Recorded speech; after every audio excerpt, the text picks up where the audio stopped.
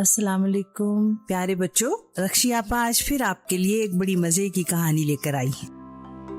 یہ کہانی جماعت ششم کے بچوں کی کہانی ہے۔ اس کلاس کے تمام بچے بہت ذہین تھے۔ ٹیچر کے منہ سے اس کلاس کی اتنی زیادہ تعریف ہوئی تھی کہ آپ کو معلوم ہے بچوں وہ ٹیچر کون تھے جنہوں نے اس کلاس کی بہت تعریف کی؟ وہ اسکول کے سب سے اچھے اور ہر دل عزیز ٹیچر جو بہت کم کسی کلاس کی تعریف کرتے تھے۔ تو بچوں، اس کلاس کا مانیٹر عباس تو بہت ہی خوش تھا اور باقی سارے بچے بھی خوشی سے پھولے نہ سما رہے تھے۔ اس کلاس کا ہر بچہ بہت لائق اور ہنرمند تھا۔ کوئی تو سائنس میں بہت تیز تھا اور کسی کو تاریخ کے تمام سبق یاد تھے، کوئی خوش خطی میں لاتعداد انعام لیتا اور کوئی انگلش کی تقریروں میں اول پوزیشن حاصل کرتا۔ آج حساب کے ٹیچر سے اتنی اچھی کارکردگی کی تعریف سن کر پوری کلاس بہت خوش تھی۔ سب ایک دوسرے کو گلے مل کر مبارک دے رہے تھے۔ بچوں، ابھی یہ سب باتیں چل ہی رہی تھیں کہ مانیٹر کے پاس کلاس کا ایک بھاری بھرکم لڑکا خرم آیا۔ اس نے کہا کہ میں پانی پینے بریک کے اوقات میں چند منٹ کے لیے گیا تو کلاس سے میرا پین اور لنچ باکس غائب ہو گیا۔ اس نے تقریباً روتے ہوئے کہا اس چور کا پتہ لگائیں جس نے میرا لنچ باکس غائب کیا ہے۔ لیکن بچوں، ایک دم سے دوسرا بچہ زاہد آگے بڑھا اور ہنستے ہنستے اس نے کہا موٹو صاحب یہ لیں اپنا لنچ باکس، خود ہی باہر پانی والے کولر کے پاس بھول کر آئے تھے۔ اب تو جناب ساری کلاس ہنسنے لگی اور اس موٹے کا مذاق اڑانے لگی اور لگے سب کہنے کہ اس کی عقل بھی اس کے بدن کی طرح موٹی ہے۔ اسی طرح بچوں ہنسی مذاق میں وقت گزرنے لگا۔ پھر ان کے سالانہ امتحان قریب آنے لگے۔ تمام بچے بہت زور و شور سے پڑھائی میں مصروف ہو گئے۔ اب کلاس میں ہنسی مذاق میں بھی کچھ کمی آ گئی تھی۔ ہر کوئی اپنی اپنی پڑھائی میں مگن تھا۔ بچوں، کئی بار ایسا ہوتا کہ کلاس میں گھنٹوں کوئی ٹیچر بھی نہ آتا، لیکن ساری کلاس اپنی پڑھائی لکھائی میں اتنی مگن ہوتی کہ یوں لگتا جیسے کلاس میں کوئی بھی اسٹوڈنٹ موجود نہیں ہے۔ اس کلاس میں بچوں پڑھائی کا ماحول بہت مثالی تھا۔ لیکن بچوں کیا ہوا کہ اچانک اس کلاس کو کسی کی نظر لگ گئی۔ ہوا کچھ یوں کہ اب واقعی بچوں کی کچھ چیزیں ان کے بستوں سے غائب ہونے لگیں۔ پہلے تو یہ سب مذاق سمجھا جاتا رہا، لیکن اب تو واقعی کبھی کسی کا پین، کبھی کسی کا لنچ باکس، کبھی کسی کی کاپی گم ہو جاتی اور جناب مختلف چیزوں کا غائب ہونا گویا معمول بن گیا۔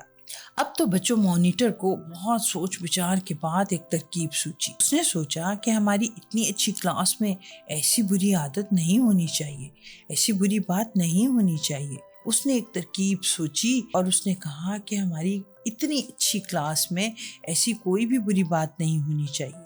مانیٹر کو بچوں 2-3 بچوں پہ شک۔ اس میں ایک غریب لڑکا حارث بھی تھا۔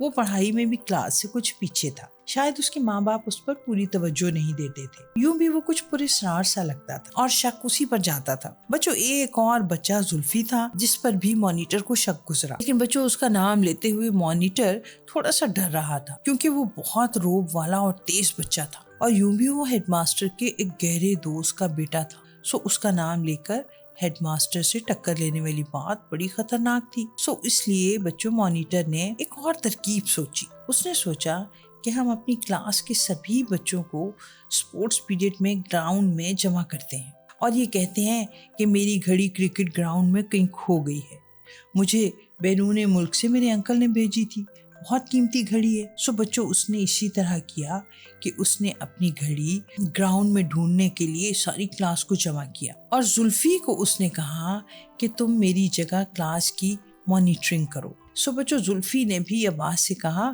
کہ احتیاط کے طور پر کلاس کے بار بار میں چکر لگاتا ہوں۔ اسی ترکیب کے تحت بچوں عباس نے ایک اور طالب علم طاہر سے کہا کہ تم خاموشی سے اپنے شیشے کی کھڑکی سے زلفی کو دیکھتے رہنا۔ سو بچوں جب زلفی کلاس کے اندر آیا تو اسے دروازہ کھولتے ہی فرش پر گھڑی گری ہوئی ملی۔ وہ سمجھ گیا کہ بے دھیانی میں عباس گھڑی یہاں گرا گیا ہے اور اب وہ کرکٹ گراؤنڈ میں اسے ڈھونڈنے میں مصروف ہے۔ لیکن بچوں زلفی نے ایک دم گھڑی اٹھا لی اور سوچا مجھے کیا، میری تو موج ہو گئی، مجھے تو اس موقع سے فائدہ اٹھانا چاہیے، مجھے تو اتنی قیمتی گھڑی مل گئی۔ سو بچوں فوراً گھڑی اٹھا کر اس نے جیب میں ڈال لی اور آ کر عباس کو بتا دیا کہ میں کلاس کا راؤنڈ لے آیا ہوں اور وہاں تو کچھ بھی نہیں ہے، وہاں تو کوئی بھی نہیں ہے۔ بچوں اپنے طور پر تو زلفی نے بڑی ہوشیاری کی، مگر اس طرح بے ایمانی چھپتی تو نہیں ہے، بے ایمانی چھپ تو نہیں سکتی۔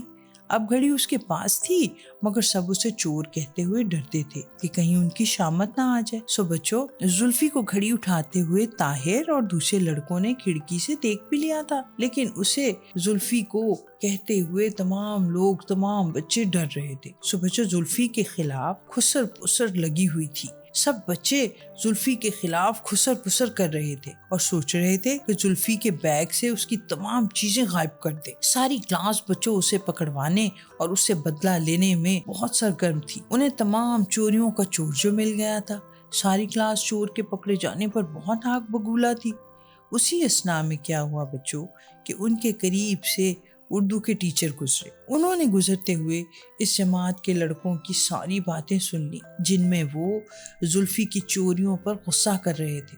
وہ خاموشی سے گزرے مگر تھوڑی دیر بعد انہوں نے عباس اور چند اور غصے سے بھرے لڑکوں کو اپنے آفس میں بلا کر بٹھا لیا. لڑکے بیٹھ گئے تو ٹیچر نے بہت پیار سے سوال کیا کہ تم لوگوں کا برائی کا بدلہ برائی سے لینے کے بارے میں کیا خیال ہے؟ سب بچوں نے سوالیہ نظروں سے ایک دوسرے کی جانب دیکھا.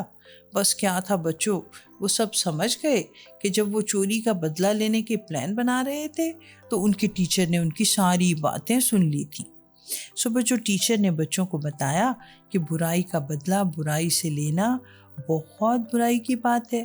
ٹیچر نے کہا اگر ہم بھی بری حرکت کے جواب میں بری حرکت ہی کریں گے تو برے ہی کہلائیں گے.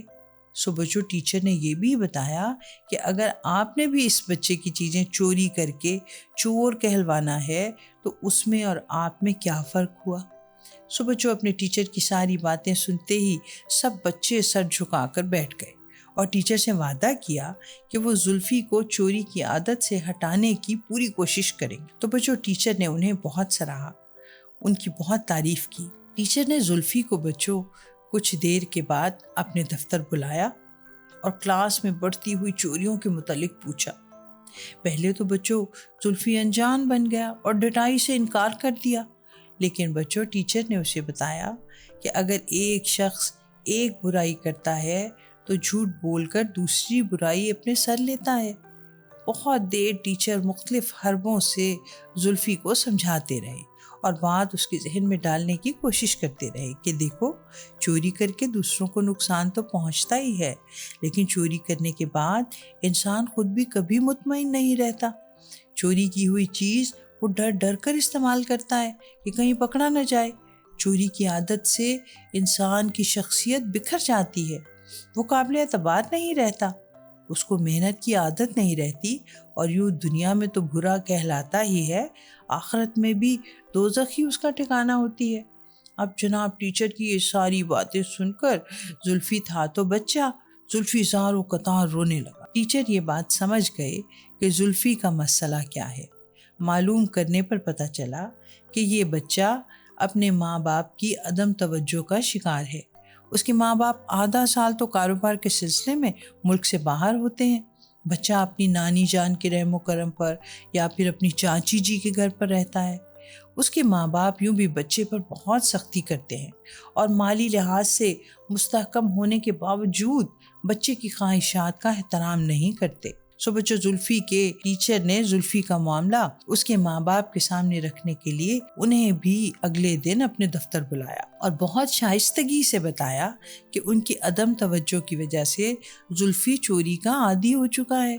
سو بچوں، سب سے اہم بات تو یہ ہے کہ ٹیچر نے یہ سب کام بہت خاموشی سے کیا. نہ کلاس کے کسی بچے کو شامل کیا گیا اور نہ ہی کوئی مجلس لگائی گئی، بلکہ بہت خاموشی سے دفتر میں پہلے تو زلفی سے علیحدگی میں باتیں کی اور پھر اس کے بعد اس کے ماں باپ سے بھی زلفی کے سامنے بات کرنے کی بجائے اکیلے میں بات کی. انہوں نے کسی بچے کے سامنے زلفی کو برا بھلا نہیں کہا اور اسے صرف یہ سمجھایا کہ کیا برا ہے اور کیا اچھا. بچوں، زلفی کی شخصیت پر ٹیچر کی باتوں کا بہت اچھا اثر ہوا. اس نے عباس کی گھڑی اور دوسری تمام اشیاء اپنے اردو کے ٹیچر کو ان کے دفتر میں واپس لا کر دی، جو انہوں نے عباس کو بلا کر اس کے حوالے کر دی، اور آئندہ زلفی نے چوری کرنے سے توبہ کر دی. سو بچوں، اس سے ہمیں کیا پتہ چلتا ہے کہ اگر آپ برائی کا بدلہ برائی سے ہی لیں گے تو اس سے برائی ختم نہیں ہوگی بلکہ اس میں اضافہ ہوگا۔ سو بچوں، روز کی طرح آپ کو کہانی کیسی لگی؟ اللہ نگہبان۔ روز کی طرح کل تک رکشی آپا آپ سے اجازت چاہتی ہیں۔ کل پھر ایک اور پیاری سی مزے کی کہانی کے ساتھ میں پھر آپ کے پاس آؤں گی۔